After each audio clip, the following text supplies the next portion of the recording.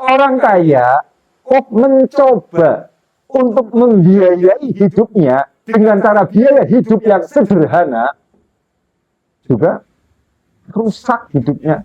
Hartanya itu rusak jadinya. Jadinya kehidupannya rusak. Karena ya ini, Pak Jemo dibiayai dengan biaya Enter. itu loh. Jadi orang kaya kok mencoba irit, kondangannya sudah kaya, kondangannya sama rata sama orang-orang kampung yang ada di RT. Itu rusak jadinya.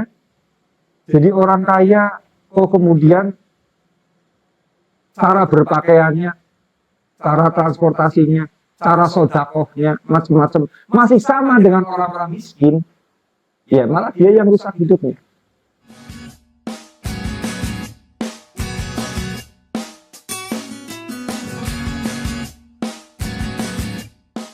Selamat datang penonton setia channel Gus Muhammad Nurul Banan. Pada kesempatan hari ini Gus Banan akan menceritakan tentang bahayanya orang kaya ketika dia masih tetap irit dalam pengeluarannya. Nah, materi ini cukup eksklusif ya karena pembahasan ini sangat spesifik. Monggo Gus, mungkin pencerahannya tentang tema yang akan Gus Banan paparkan hari ini. Ya, Assalamualaikum warahmatullahi wabarakatuh. Waalaikumsalam warahmatullahi wabarakatuh. Ada bahayanya ya, orang kaya irit malah bahaya. Iya betul. Ini yang mau saya sampaikan. Coba sekarang saya tanya dulu, orang kaya itu ada apa? Ada. Punya banyak uang kayak gitu? Wah, punya banyak pasti. Iya, ada ya. Ada. Oke. Sekarang seperti ini, saya tunjukkan sekarang hakikatnya. Yang namanya fakir itu kan diambil dari bahasa Arab. Fakir itu artinya orang yang butuh, orang yang membutuhkan. Nah, fakir ini orang yang membutuhkan. Orang ketika kaya, itu kebutuhannya semakin besar apa semakin kecil? Semakin besar. Semakin besar. Umpama kemarin-kemarin sudah bolak-balik saya sampaikan, sering saya ulang-ulang. Ketika kita itu masih miskin, kemudian untuk pajak motor cuman 250. Mulai kaya ganti mobil, mobil yang 1500 cc, pajaknya itu 1,5 sampai 2 juta. Lah berarti kan ketika dia meningkat kaya, kebutuhannya juga semakin besar. Ketika masih miskin, kita jalan-jalan ya cukup ke tempat-tempat plesiran yang ada di dalam provinsi. Sedikit kaya lagi, itu keluar provinsi. Iya. Mencoba ke Bali, mencoba ke Jakarta. Nanti meningkat lagi kekayaannya, harus ke Paris, harus ke Amsterdam, itu loh. Harus ke Inggris, dan seterusnya. Ini. Ibadah ketika miskin, itu cukup sholat, bayar zakat fitrah. Ketika kaya, harus bayar zakat mal, kemudian naik haji, umroh. Makin gede nggak kebutuhannya? Makin gede. Nah, berarti orang yang membutuhkan uang lebih besar itu orang miskin apa orang kaya? Orang kaya. Padahal yang namanya fakir itu artinya orang yang butuh. Berarti orang kaya, orang makin kaya, kebutuhannya semakin besar. Kebutuhannya kepada uang semakin besar. Nah, kalau kebutuhannya uang semakin besar, berarti dia makin fakir apa makin kaya? Makin fakir. Begitu, fakir. Itu loh. Jadi, makanya kalau kita itu mencari orang kaya, sebenarnya enggak ada. Makanya kan Nabi itu mengatakan laisal ghina an kasratil mal walakinnal ghina ghinan nafsi. Kaya itu bukan banyaknya harta, karena dikatakan kaya kalau banyak harta ya percuma saja. Percumanya apa sih? Lalu kenyataan kebutuhannya makin banyak. Sementara fakir itu adalah artinya orang yang membutuhkan. Berarti kan makin kaya karena kebutuhannya makin banyak, dia itu semakin fakir. Walakinnal ghina ghinan nafsi. Tapi yang namanya kaya adalah kaya hati. Ini kekayaannya sesungguhnya. Cuman kan kayak gini, kalau kita bilang kaya hati, kayak gini. Ini umpama kayak gini ya. Kalau kamu lagi marah, kira-kira wajahmu bisa tersenyum apa enggak? Tidak bisa. Nggak bisa, karena hatinya sedang marah. Sangat marah. Ketika marah, otomatis ya wajahnya melotot, matanya melotot, wajahnya kemudian serem, ya gitu kan. Ini ekspresi yang keluar. Jadi segala hal itu ada ekspresinya. Kita marah ya, seperti apa ekspresinya? Hati kita sedang terkena asmara, ya maunya merayu, maunya mesra, ya kan? Nggak mungkin kemudian orang lain lagi kena asmara kemudian bangsat-bangsatin orang, monyet kamu, sialan kamu, bangsat kamu. Nggak kayak gitu. Asmara pasti mengeluarkan pasti mengekspresikan sesuatu yang hubungannya dengan asmara. Sekarang kita bicara walaisal ghina ghinan nafsi. Kekayaan sesungguhnya adalah kekayaan hati. Nah, kalau hati kita kaya, masa kemudian mengekspresikan ketidakcukupan. Apalagi melihat getarannya. Orang marah itu hati marah, getarannya kucing aja itu takut. Bisa lari loh kucing loh. Ayam itu bisa lari ugal-ugalan ketika kita itu marah. Piring itu bisa pecah. Terbang piringnya. Iya kan? Ya. Itu. Ada vibrasinya, ada getaran vibrasinya yang kita keluarkan. Kaya hati juga ada getaran vibrasi yang kita keluarkan. Maka ciri orang yang kaya hati, justru kemudian dia akan kecukupan kehidupannya. Bilang kaya hati kok hutangnya banyak, pret itu bohong. Bilang kaya hati mau beli beras aja kurang, bohong. Itu. Bilang kaya hati kemudian mau bayar biaya sekolah aja, biaya sekolah anak aja, ngutang-ngutang, bohong gitu. Kalau kaya hati ya pasti ekspresi. Dia itu gagah, kemudian getaran yang ditangkap oleh orang, vibrasinya juga kecukupan. Itu loh. Narik uang ya cukup berlimpah. Ini kaya hati. Jadi repot juga hidup ini loh. Belum. Sudah kaya tidak ada, katanya kaya hati. Kayak gitu kan? Yeah. Sudah disebut kaya hati, tapi kaya hati kemudian harus mengvibrasikan, harus menggetarkan kecukupan. Coba, muter-muter enggak? Muter-muter. Itu loh. Ini muter-muter benar-benar. Makanya hidup ini blunder. Sebab memang hidup ini ya serba blunderitas. Ya, coba Kak. Kita disebut bahwa jam 12 malam itu adalah jam 12 malam berarti kan pukul 24.00. Iya. Ya kan? Itu adalah puncaknya waktu. Tapi saat kita sampai pada puncaknya waktu pukul 24, justru itu adalah pukul 00. Kita berada di awal. Bikin pusing kan? Iya. Yang awal ternyata yang akhir. Bikin pusing gitu benar-benar. Kita disebut katanya, kalau kita itu meninggalkan dunia ini, kita disebut mati. Tapi kenyataan di kuburan kita mati apa hidup? Hidup. Hidup, di sana kita punya kesadaran kok. Katanya ditanyai malaikat, katanya menghadapi azab, katanya menghadapi rahmat. Di alam itu kita hidup, bahkan nggak akan pernah mati lagi. Ini, loh, berarti saat kita mati justru kita malah hidup selamanya. Ngawur itu. Sama aja itu loh. Kata kiamat. Kiamat itu kan dari bahasa Arab. Wa ma yaqumu qiyaman wa qiyamatan. Artinya berdiri. Loh, ketika kiamat itu alam semesta dihancurkan apa enggak? Dihancurkan. Dihancurkan bukan. Hancurkan pun alam semesta ini. Oh, disebut malah kiamat, hari bangkit. Kenapa juga itu? Karena memang pada waktu terjadi hari kiamat, memang manusia hancur. Tapi pada saat kehidupan ini hancur, justru itu adalah awal dari kehidupan selanjutnya. Yang kemudian oleh agama disebut dengan nama alam akhirat. Jadi justru hidup, makanya kiamat yang alam semesta itu sedang hancur, justru itu disebut sebagai kiamat atau kebangkitan, berdiri tegak. Itu loh. Hari kita berdiri tegak, hari kita itu kemudian bangkit. Ini. Nah, cuma kiamat bukan disebut sebagai hari kehancuran, bukan. Tapi hari kebangkitan, kiamat ini. Ngawur sama aja seperti itu tadi. Pukul 24, ternyata itu adalah pukul 00. Katanya akhir, ternyata Awal. awal. Itu makanya perjalanan hidup ini itu perjalanan dari A menuju A, bukan perjalanan dari A menuju Z, itu bukan. Perjalanan melingkar. Itu. Kemudian disebut inna lillah wa inna ilaihi raji'un. Kita mengawali perjalanan dari Allah.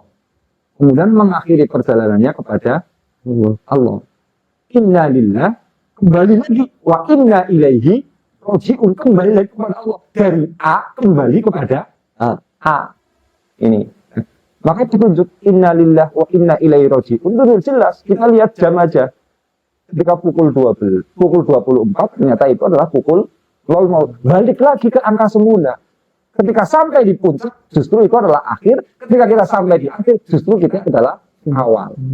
Kayak gitu. Ketika kita itu kemudian tidak tercipta, kita berada pada pangkuan Allah. Ketika kita lenyap, kita meninggal dunia, justru kita sedang tidak ada lagi. Ketika kita tidak ada lagi, kita kembali lagi kepada Allah. Yang pukul 00 itu adalah pukul 12. Maka sama.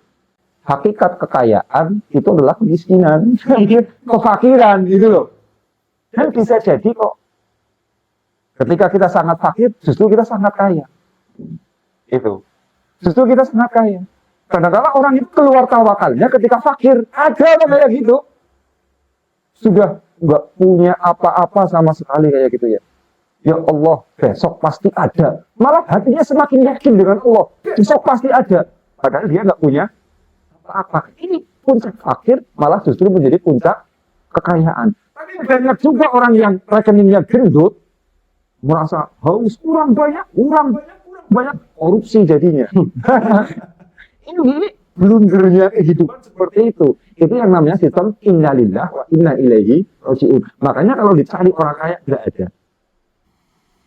Makin kaya, makin fakir. Dan ketika fakir, bisa jadi itu kondisi kaya. Karena kekayaan yang sebenarnya adalah kekayaan hati. Cuma, ini jangan bilang kaya hati dulu. Kalau vibrasinya masa kemudian orang lagi marah, vibrasinya malah orang, wah itu orang nyenengin banget, ya lagi marah-marah. Nggak bisa. Kayak gitu loh. Atau mungkin ada orang lagi marah, itu kok jadi kayak lucu banget ini. Enggak. Kalau marah ya pasti menakutkan. Kalau kita hati kita kaya, pasti cukupan. Itu cirinya pasti itu.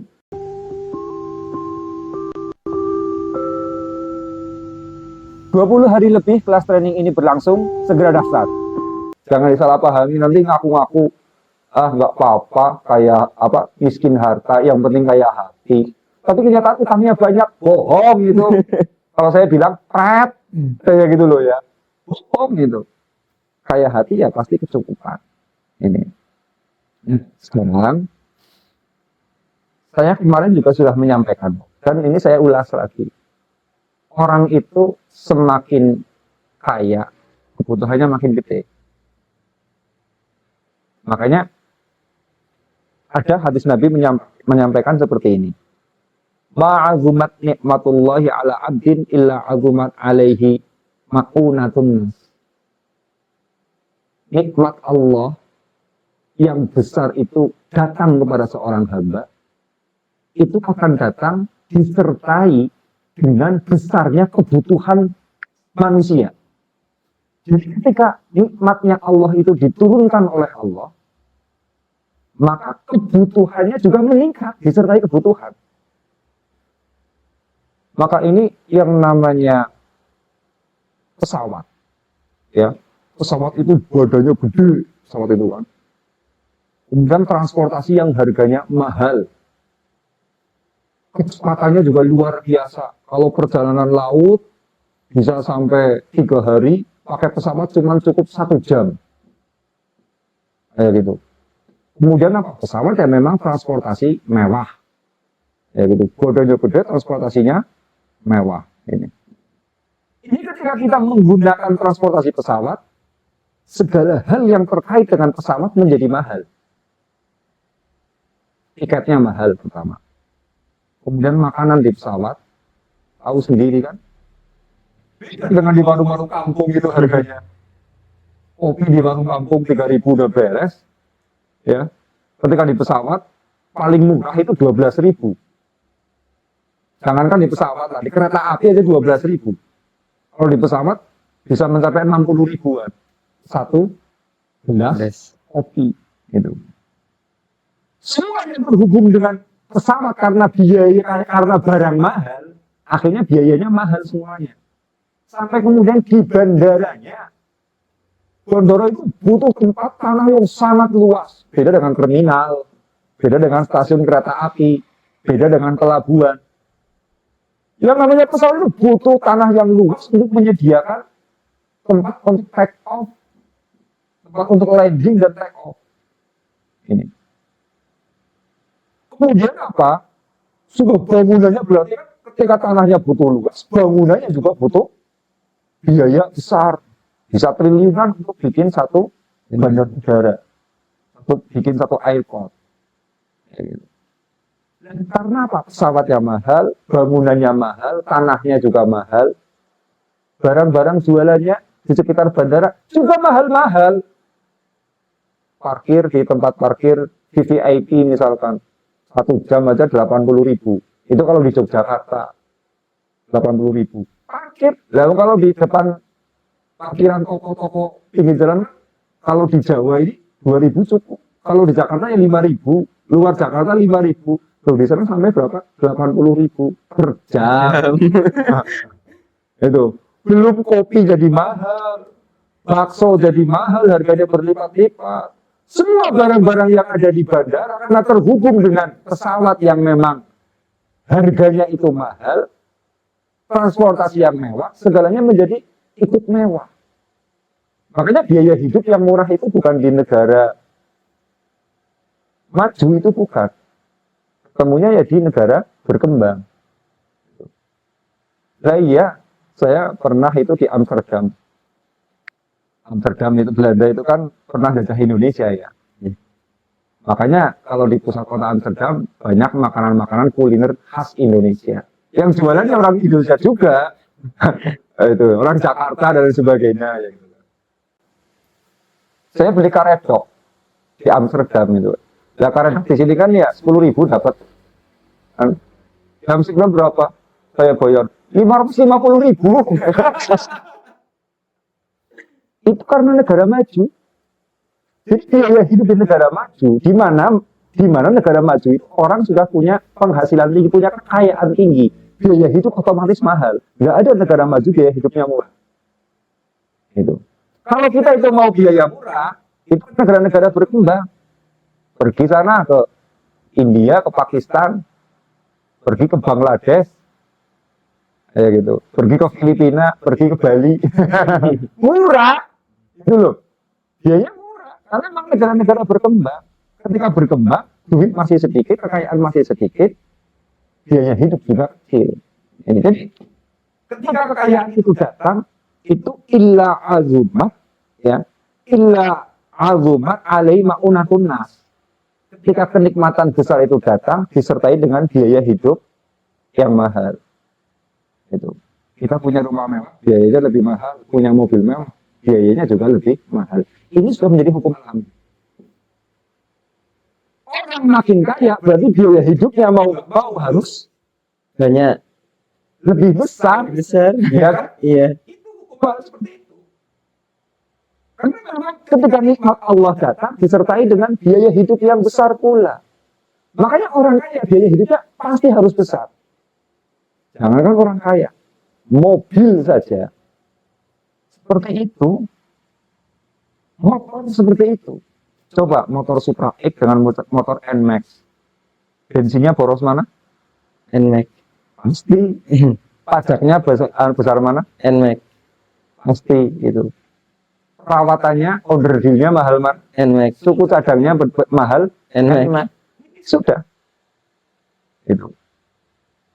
Nah sekarang kayak gini, kita punya mobil Pajero. Itu pasti, ya Pajero itu kan mobil menengah kayak gitu kan. Biayanya itu pasti mahal. Yang namanya BBM, nggak cukup pakai solar, harus pakai backlit kayak gitu. Minimal itu backlit. Dan sekarang coba, kalau mobil Pajero dibiayai dengan biaya mobil Panther, berarti apa? Tidak menggunakan backlit, tetapi menggunakan solar, biar murah. Kira-kira yang terjadi apa? Rusak. Mobilnya rusak. Karena kenapa? Mobil Pajero ketika barangnya semakin mahal, semakin mewah, akan menuntut biaya yang semakin besar. Oh, kemudian kita coba-coba ngakalin biar biaya mobil Pajero cukup dengan biayanya mobil Panther.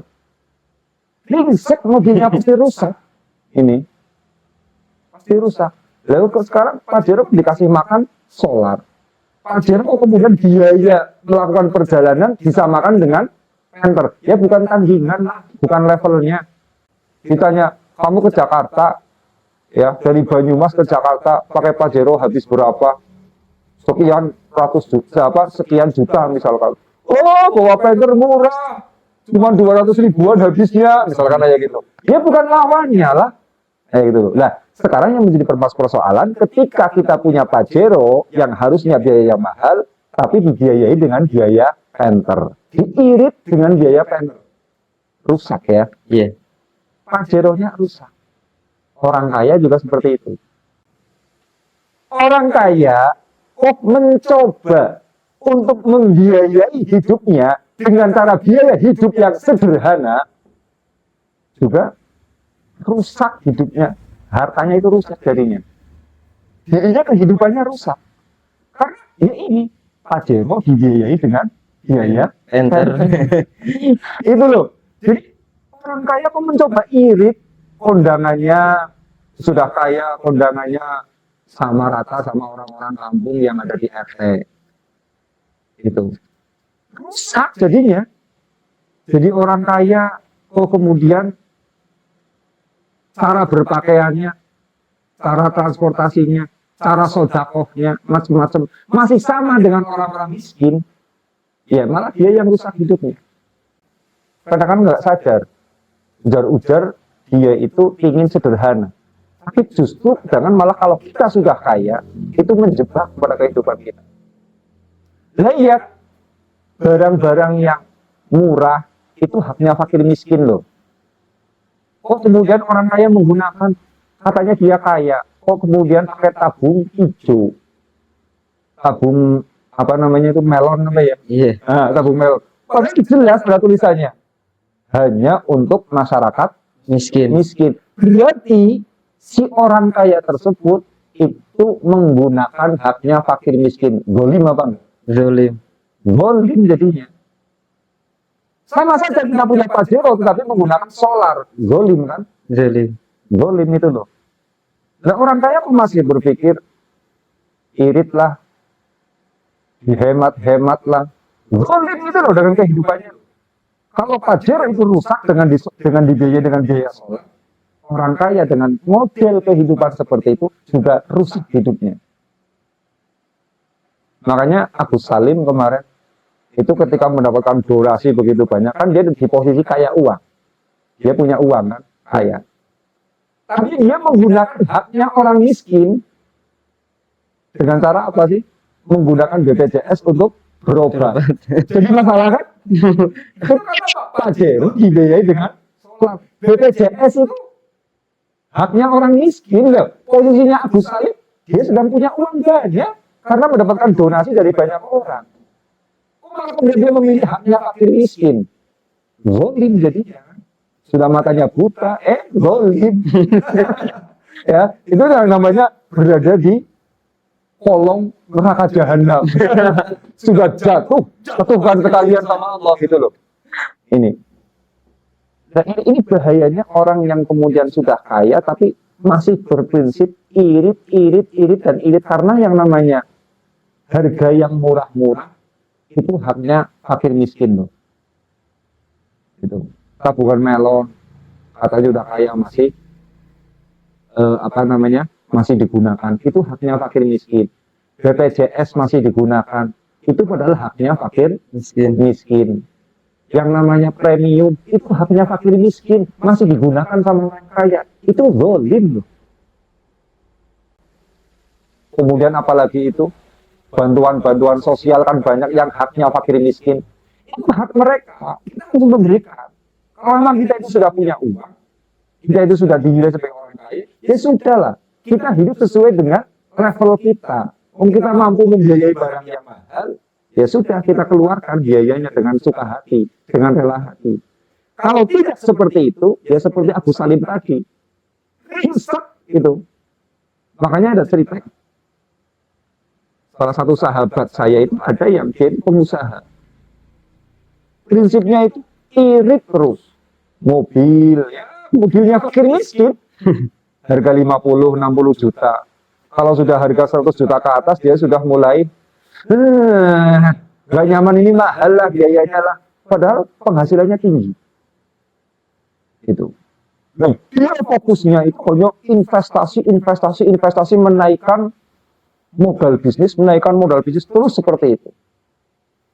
Nah, dia itu kemudian tidak sadar bahwa pembiayaan hidupnya juga semakin tinggi.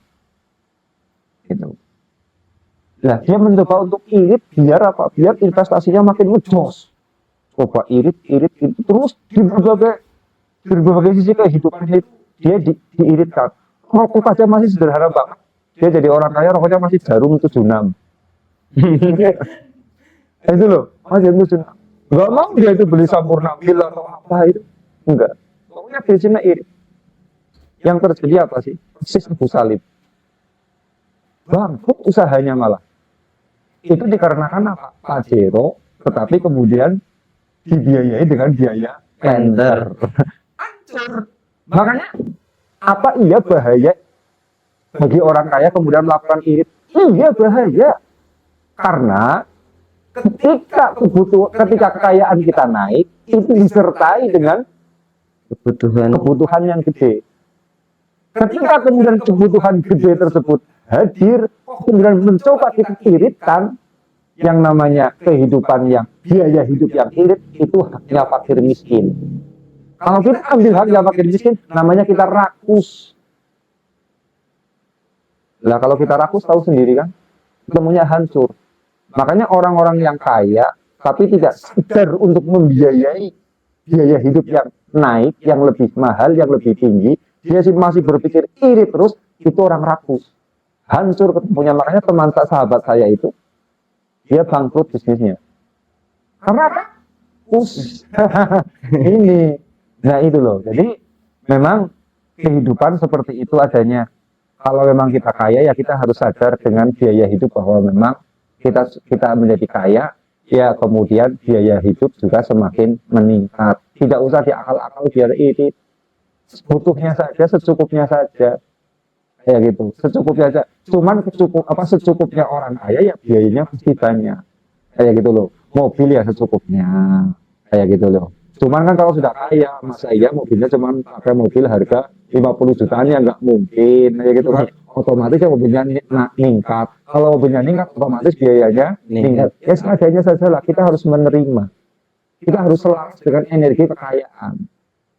Karena mau nggak mau, makin kaya, ya kemudian biaya hidup makin tinggi. Kalau kita irit, justru kita sama saja menggunakan Pajero, tetapi dengan biaya seperti menggunakan enter. Itu namanya ngawur dan tidak sinkron, menjadikan dunia cepat kiamat.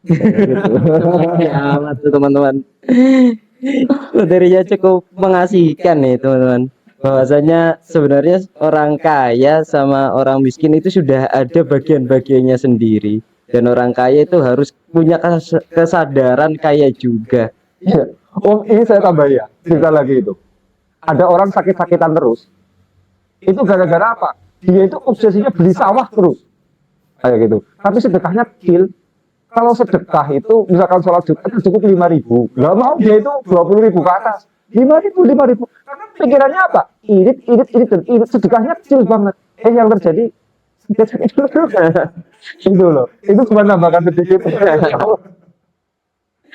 Tapi benar Gus, teman saya juga pun sama. Jadi dia juga aslinya kan orang kaya. Terus ketika dia nyoba sederhanakan, bajunya diturunkan, ternyata malah rezekinya nambah seret itu. Kehidupannya nambah seret. Makin seret Iya. ya gitu. Dan akhirnya dia ngeluh, "Ah, daripada saya pakai yang irit-irit mending saya boroskan lagi biar uangnya nambah deket." Itu berarti fakta ya, Gus? Ya memang begitu. Ya, kita punya Pajero ya harus sanggup konsekuensinya membiayai Pajero. Jangan kemudian kita punya Pajero tapi menggunakan pembiayaan Enter. Panther. Ya akhirnya mesinnya rusak macam-macam lah. Masalah timbul di sana sini. Begitu. Ya, terima kasih. Kita akan bertemu di season yang akan datang. Terima kasih Gus Banan. Oke. Ya. Assalamualaikum warahmatullahi wabarakatuh. Waalaikumsalam warahmatullahi wabarakatuh.